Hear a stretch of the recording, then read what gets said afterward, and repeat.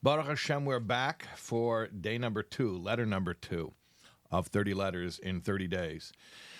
If you didn't watch last night, letter number 1, I told a story, and at the end of telling the story, I said, every time my friend Rabbi Shais Taub told that story, he says another teacher who was about to quit doesn't quit, and maybe that will happen here on 30 letters in 30 days. Well, sure enough, this morning, as I left shul this morning, I see a voice note from a guy I know, and I played the voice note, and he told me that literally just last night what happened was it was supposed to be his wife's last day teaching on Monday, and then what happened is they asked her to come in for one more day, so yesterday was not her last day. Today was supposed to be her last day, but then last night she went to the oil, and after she came back from the oil, she went to the oil to say she's leaving teaching. They came back home and they were packing shalach manos, and he says, I want to put on something to listen to while we're packing shalach manos. So, he said that he saw in my son, Yisrael's WhatsApp status that we had the 30 letters shir going on, so he played the shir. And they're packing shalach manos and they're listening to the shir, and we're talking about a teacher facing burnout and the Rebbe's guidance, how that teacher can definitely return to teaching and be successful. And it's just that she got hit by a bunch of stuff all at once, and she's got to rest, but she'll deal with it. And I without revealing too many details, but yes, this was very, very simple. Not just the fact that this teacher was ready to quit, but that she got hit with a bunch of stuff all at once that were tiring her physically, just like the letter was speaking about yesterday. And then here's the real, the young man who shared this story with me told me he doesn't even feel like this necessarily he should share this part of the story. I'm going to share it with you anyway, but the weirdest thing is 3 days ago, he had a dream of the Rebbe, and in that dream, don't ask me why, he saw Reb Tovia Zilberstrom, who's the chassid in the story. If you remember, again, if you don't know what I'm talking about because you didn't listen to last night's shir, go back and listen to last night's shir. But you can't make that stuff up. It's just too wild. Anyways, an amazing miracle story, literally a miracle story in our time. And when I say in our time, I mean literally today, just happened today. I guess it happened last night, but I just heard about it today. Okay, without further ado, Baruch Hashem, it's nice to be part of this, when we're learning the Rebbe's letters and we're connecting like this, and we really, really see that truly the Divrei Tzadikim, Chaim V'Kayomim Load, that this is not just something we're reading that's from a certain period of time, whatever the date on the letter is, but literally these things are happening now. And it is amazing. It's an amazing schos. And thank you to all of you nudniks who harassed me that I had to do this series again, even though I don't really feel like I'm equipped to do it. But thank you, because now I get to be front row to all these miracles. Baruch Hashem. Okay, letter number 2. We're not going in any particular order, partially because we're just kind of figuring out day by day which letters we're going to learn.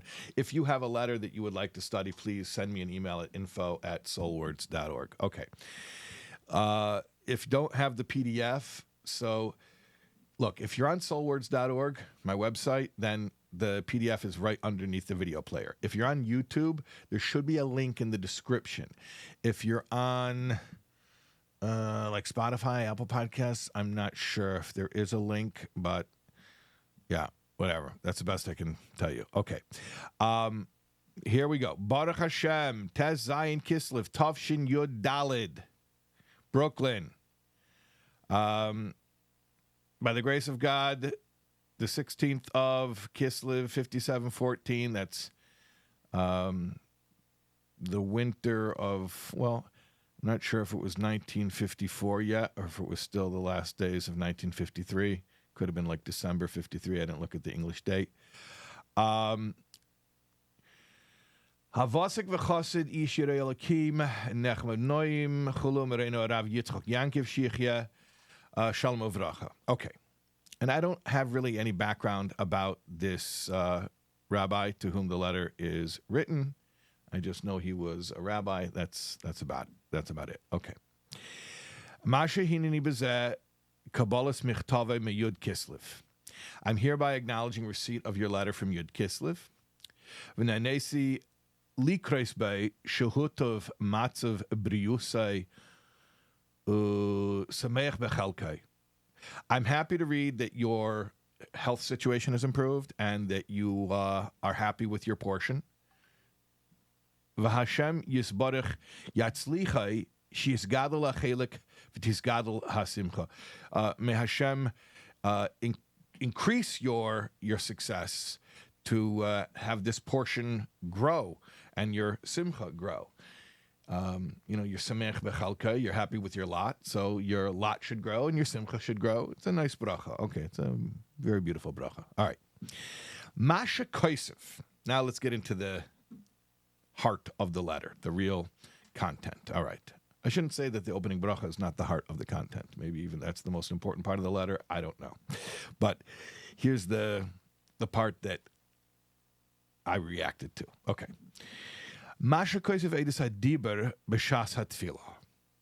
Regarding what you write about talking during davening, etc.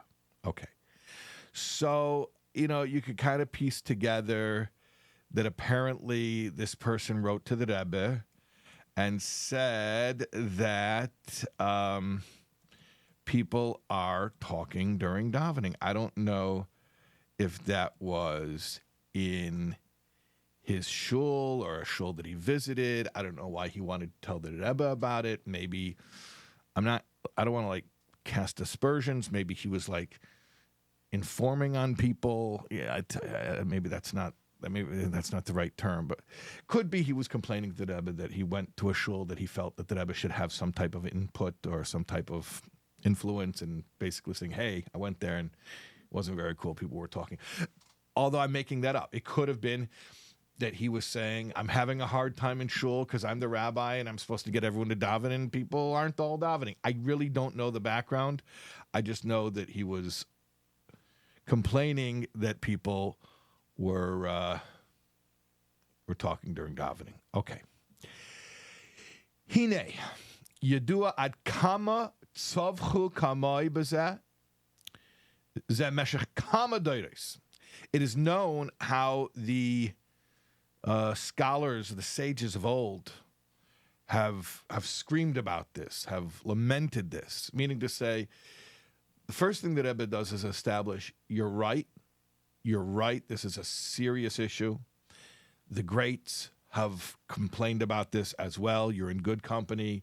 Talking in shul is not okay, and we acknowledge that. The Rebbe doesn't give any sources. However, what came to my mind immediately was at the very end of Tanya. By the end of Tanya, I don't mean Likutei Amorim, the 53 chapters. I mean of the whole 5 sections or volumes of Tanya, the 5th section being Kuntras Achron. So in section 9, Siman Tes of Kuntras Achron, there's the famous letter where the Alter Rebbe actually writes Gewald, which is sort of an untranslatable Yiddish expression of overwhelm. The Balatanya is reflecting on the fact that people are talking in shul, and he's basically saying, Gewald, guys. He says this is a stumbling block for this. This is causing us problems. This is not okay to talk in shul. So the Rebbe basically says here, you're 100% right. This is a serious issue that the greats throughout history have complained about. You're right. Okay. Aval. La'achar kol zeh. However, now here's the pivot. After all that, betach shama mesiper kvet k'dis meri v'cham yadmor zecher tzadik v'kadosh levracha l'chayelem haba nishmase begin zemiremim zchuse yogan aleinu. Certainly you've heard the story that my father-in-law, the Rebbe of blessed memory, told Asher be'yaldusei, that in his youth, Shol es aviv kveit admor. He asked his father, meaning the Rebbe Rashab. So the previous Rebbe asked his father, the Rebbe Rashab, Mipnei ma nivra ha'adam b'shtei einayim. Why was a person created with two eyes? Why does he have two eyes? V'yaneu aviv. So his father, the Rebbe Rashab, answered, Asher ba'ayin yamin tzarech lahabet al azulas ba'ayin yafe. With your right eye, meaning the right eye is chesed, generosity, kindness, you should look at the other guy with an ayin yafa, generous eye. Uba ayin small, and with the left eye, that's gvura, which is din and restraint, judgment. Ala taives de elam haza, you should look at the pleasures of this world. So you were given two eyes so that you can sort of pivot between two perspectives depending on what you're looking at. If you're looking at someone else, use the right eye and see them favorably. Be a real defense attorney. Find mitigating circumstances and excuses, and that's the proper way to look at another person. If you're looking at the pleasures of this world, then use the left eye and find fault in them and find why it's not really worth it, and no, I don't want it, and find good reason to reject it and to distance yourself from the fleeting pleasures of this world. Okay. So you have both of these perspectives, and you got to know when to use which one. Okay. You see where the Rebbe is heading, right? Okay. So the Rebbe first acknowledges that the complaint is a valid complaint, and it's a serious issue. Talking in shul is not a trivial matter. It really is truly an issue. But then the Rebbe pivots and says, but hold on a second. You know, are you talking about the issue or are you talking about the people? When it comes to the people, let's look at them with a right eye. You're right. In principle, the issue is a serious issue. But you're talking about these people who are talking during davening. Let's look at them favorably. And the Rebbe doesn't just tell him to look at them favorably. The Rebbe actually guides him through a thought process of how to view them favorably. Okay. You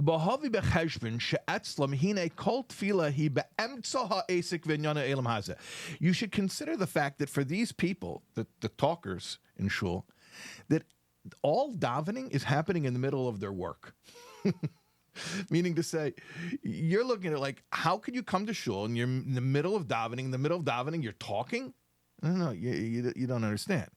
The people that we're discussing here, they're in the middle of work. As far as they see it, they're in the middle of their work day. Whether it's shachris and they go to daven before they go to work, but they could have been to work earlier, where they could have been to work already. Why are they not at work yet? Because they're forced to be in shul.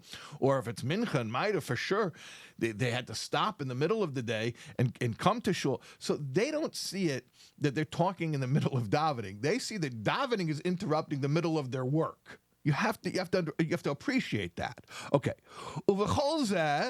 Mafsikim. They do stop. They do interrupt their work. And they devote a little bit of time to daven before Hashem. Right? In other words, the fact that they're talking in shul is not an okay thing, but it also indicates to you where their mindset is. And being that that's where their mindset is, it's actually, if you think about it, pretty impressive that they stopped working and they brought themselves to shul. Hinezek gufa, this itself, yagber etzlam tzad hatoiv ala tzad hasheni. Like this itself, that you understand where they're coming from, will help you to see them in a favorable light. B'meila yiskarvu le hadrochas teresenu hagdesha gam b'chaya yem yemim. And this itself will ultimately lead them to become closer to a Torah life in their day-to-day affairs. In other words, there's something very subtle happening here. I mean, to me it is, and you got to stop it. You got to stop and unpack it, or you miss it. First, the Rebbe is being melamed zchus, okay, saying it's so wonderful that they're even stopping to daven. All right, but then the Rebbe takes it further, and there's another step here, which you could easily, or I could easily miss if I don't read this slowly and carefully. In other words, let me back up. You know the famous story of Rav Levi Yitzchak Berditchever. He was known as the great defender of the Jewish people. He's always finding positive arguments to defend the Jews. So there's a story that he was once entering shul and he saw a guy in talis and tefillin greasing his wagon wheel. Okay, and the guy was saying Shema. He was saying Shema. So he sees this, and surely, how could you see the positive in such a situation? Here's a guy in talis and tefillin in the middle of Shema, and what's he doing? He's greasing his wagon wheel. It's so disrespectful toward davening. And the Berditchever says, Rebbeinu Shalom, Master of the world, look at your beautiful people, that even while he's greasing his wagon wheel, he's saying your praise. He flipped it, right? He flipped it. Instead of saying, in the middle of davening, the guy's greasing wagon wheels. No. In the middle of greasing wagon wheels, he's davening. Flipped the whole thing. Okay, and that's sort of what the Rebbe says here, that they don't look at it like they're talking in the middle of davening and interrupting davening. They're looking at it like davening interrupted their day. And as evidenced by the fact that they talked during davening. Okay. But then the Rebbe goes another step. This is what I want to point out to you. And says, see, even if this were just it, a limud zchus of Rav Levi Yitzchak Berditchever, dayenu. In other words, flip it, reframe it, see it in a positive light. Beautiful. But then the Rebbe goes one more step and says, by the way, the fact that they do stop and they do come to shul, and yes, they don't conduct themselves perfectly in shul, but they're in shul, that's a step. And this step is surely going to lead to another step, and eventually they will become closer to day-to-day observance of Torah. In other words, it's not just saying, let's look at what they're doing right now as a snapshot and find a positive way to reframe it. Yes, that's step one, but step two is, and remember, it's not a snapshot. It's fluid. It's in motion. There's a whole trajectory here, and this is one step in a series, God willing, of further steps. So right now, they're coming to shul, and they're not davening perfectly, but they're here. Let them keep doing that, and after a while, it'll grow on them, and they'll take another step, and another step, and another step. So it's all about the growth. It's all about the trajectory and the movement. Okay. The Rebbe once told someone in Yechidus that anyone who is trying to be better today than they were yesterday is considered my chassid. Very interesting definition. Okay. Moving leit tamid tzarich lahachriz al davar zeh. Now, this weighed heavily upon me as I was preparing this year. The Rebbe says it's understood that we don't have to necessarily announce that all of the time. You understand what the Rebbe is saying? You don't have to get up and say, guys, it's okay. I'm going to look at you with a right eye, with an ayin yafeh. If you talk during davening, it's beautiful that you're even here. You don't have to announce that. This is a perspective for you to have personally, internally, so that you don't judge these people. Or to the contrary, if you do judge them favorably, how beautiful it is that they're even coming to shul. And knowing that it's going to lead to further growth in their Yiddishkeit. But this is not something that we announce. So I was asking myself, is this really proper to give a shiur that we're going to put online? We're kind of announcing it. So I had two thoughts. One is, well, the Rebbe published this letter. So the Rebbe knew the letter was being publicized. So we're not doing anything more than that. We're just taking what the Rebbe did already and I guess sharing it on that same level. The same degree of pearsome publicity, you know. The second thought is that if you read the letter properly in its entire context, it's clear that the Rebbe does not, chas v'shalom, take lightly the matter of talking in shul. In fact, that's the first thing the Rebbe says in the letter, that this is a serious issue, which the sages of old have bemoaned for ages. Okay? So, we don't have to necessarily announce this. Shalei yishtamshu boi me'ein hechsher al hanhaga now, so that people don't exploit this and use it as a hechsher, as a, like a kosher stamp on this behavior. We're not saying it's okay. It's not okay. All right. And by the way, I think this nuance is one that is worth examining. Being tolerant Not just tolerant, because tolerant implies, I don't really like these people, but, I'll be nice. I'll let them be here. It's more than that. Being respectful of people, saying, you know what, this guy, it's a struggle for him to even be here. I respect that he's here. I admire the fact that he came to shul. So, but having that type of generous attitude toward people is not in contradiction with having standards. In other words, we can sustain both truths at the same time. It's not okay to talk during shul, and at the same time, we can view people who talk in shul with a right eye, with an ayin yofeh. Okay? They're not contradictions. Anyways, we don't want to announce this so that people don't, take it and run with it and make it into a carte blanche. But for yourself, you have to know this calculation. Lahabit ba'ayin yamin, ayin yofeh, to look at people with a right eye, with a generous eye. V'arayin make a badover, and the above idea or thought will make that easier for you. Muskar pnim hanitpos lechagagola yutes kislev abalina lateva. The Rebbe says there's an enclosure here. It's the printed pamphlet for Yutes Kislev. Asher be'emes toichne kol hashanas manehu. It's not just for Yutes Kislev. Rather, the content that's discussed there is relevant throughout the year. Beberkas bebracha lebrius hanachina, with blessing for good health. I wanted to also share another letter. Generally, the letters that we learn are letters from Igros that are printed in the Igros. This is a letter that's not in the Igros. I believe it is originally an English letter. I'm not going to read the entire letter, but I'm going to read a large portion of it because it's quite connected to the theme of this letter. This is from the 16th of Tammuz, 5720. Okay, that's the summer of 1960. So I'm going to skip to maybe the third, fourth paragraph here. This is not in the PDF. I'm just adding this as a little bonus. You write about meeting a Jew in the course of your travels who comes to the synagogue to help make up a minyan, yet at the same time reads the newspaper. You can imagine the situation. It's a town, I guess maybe it's a small town, they don't have a lot of Jews, whatever the situation is, but they need a center. They need a 10th guy for the minyan. The guy who's the 10th sits and he reads the paper. So in 2025, you can imagine a guy comes to shul and he sits and he scrolls on his smartphone. Okay, so pretty insulting, right? Outrageous behavior. All right. Everyone, of course, reacts to an experience in a way that is closest to him. Such an interesting statement. Wow. Thus, for my part, if you read these letters slowly, you understand that Rebbe is giving us a gift right now. That Rebbe just made a statement. Everybody will react to something in a way that is reflective of their personality.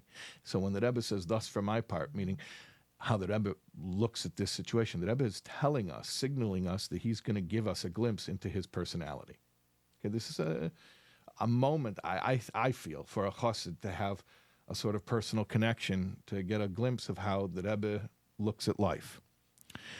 Okay, thus for my part, I make the following two extreme observations. First, I see in it the extreme Jewish attachment which one finds in every Jew.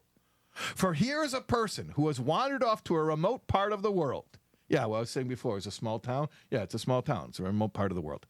And has become so far removed, not only geographically, but also mentally and intellectually, as to have no concept of what prayer is or what a house of God is, etc. Yet, one finds in him that Jewish spark.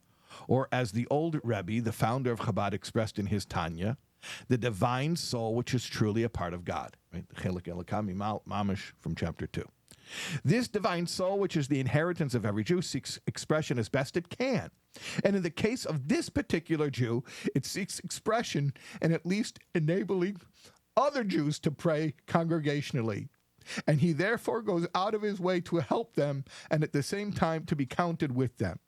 Okay, so first extreme observation, the extreme attachment that the neshama has to Hashem, which is evidenced by the fact that here's a guy who doesn't even care about davening anymore, at least outwardly. And yet, he cares enough to enable others to daven. I mean, that's profound. In other words, you could even say, if the guy davened, you could say he's at the minyan because he wants a minyan. He doesn't even want the minyan, at least not outwardly, but he cares that there should be a minyan. And that's something beautiful. And it shows the profound attachment that Rebbe calls extreme attachment of the neshama to Hashem. Okay. My other observation following from the above is as follows. If where the odds are so great against Jewish observance, yet a Jew can remain active and conscious of his Jewishness, it can easily be seen what great things could have been accomplished with this particular Jew if at the proper time he should have received the right education in his early life, or at least the proper spiritual guidance in his adult life. This consideration surely emphasizes the mutual responsibility which rests upon all Jews, and particularly on those who can help others. In other words, here's a Jew who was not educated properly, and he has not received Jewish support at any juncture in his life, and he's barely hanging on, and yet he's still motivated to make the minyan. You could extrapolate from that. Imagine if he'd been given support. Imagine what this guy would accomplish.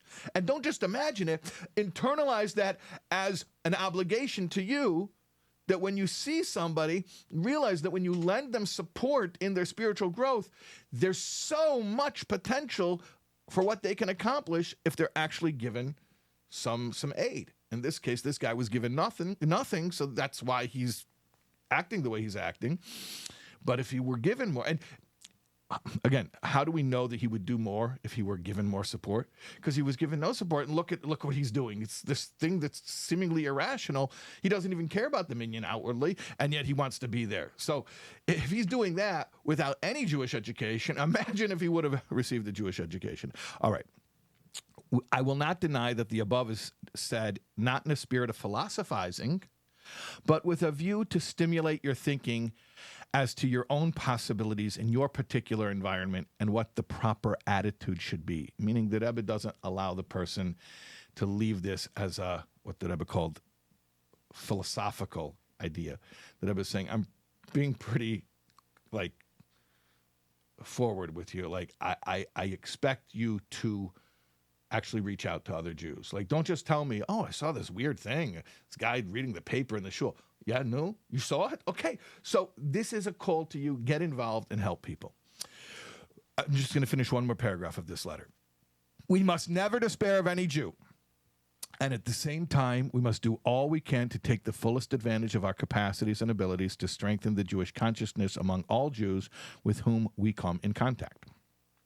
For one can never tell how far-reaching such influence can be. To conclude this letter, on the happy note of the beginning of your letter relating to your marriage, this person who was newly married, it could even be that he saw the newspaper guy on a honeymoon trip, for all I know. That's kind of, I don't know, what I imagined. May I again reiterate my prayerful wishes that you establish and conduct your home on everlasting foundations of the Torah and mitzvahs, and thus enjoy a totally happy and productive life, both materially and spiritually, which go hand in hand together. I trust both you and your wife. I love it. Do you understand? Let me just finish the sentence. I trust both you and your wife will find the enclosed copies of my recent message interesting and useful. Hoping to hear good news from you always. I don't know the guy's relationship with the Rebbe. I don't know the context of it, but the Rebbe makes sure to include his wife, that the messages of empowerment, of obligation toward our fellow, the whole tone of this letter, it's not just for him, it's also for his wife. She's also called upon to do what she can do to support other Jews. Yeah, gewaldig. Absolutely amazing. Okay, that's our letter for today. If you have any favorite letters you want us to study over the next 28 days, please send me an email at info@soulwords.org. Thanks so much for joining us tonight.